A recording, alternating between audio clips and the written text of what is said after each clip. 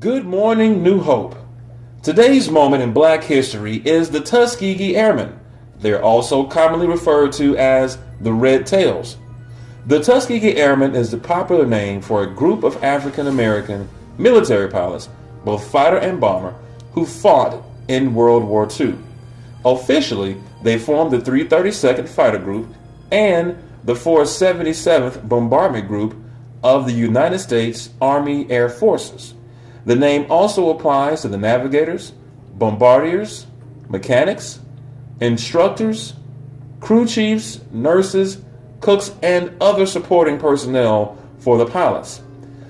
All black military pilots during World War II were trained at Moulton Field, which is located in Tuskegee, Alabama.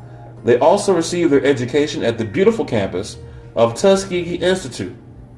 The Tuskegee Airmen also featured 5 Haitians from the Haitian Air Force, and there was also one pilot from Port of Spain, Trinidad, Eugene Theodore. The Tuskegee Airmen were the first African American military aviators in the United States Armed Air Forces.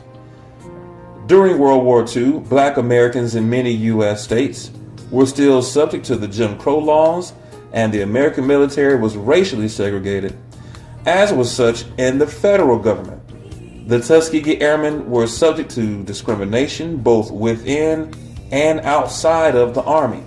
In 2005, 7 Tuskegee Airmen include Lieutenant Colonel Herbert Carter, Colonel Charles McGee, Group Historian Ted Johnson, and Lieutenant Colonel Lee Archer flew to Balad, Iraq, to speak to active military airmen serving in the current incarnation of the 332nd, which was reactivated as the 332nd Air Expeditionary Group in 1998 and made part of the 332nd Air Expeditionary Wing.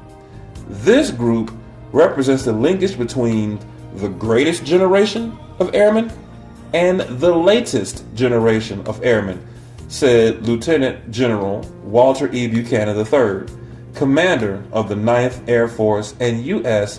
Central Command Air Forces.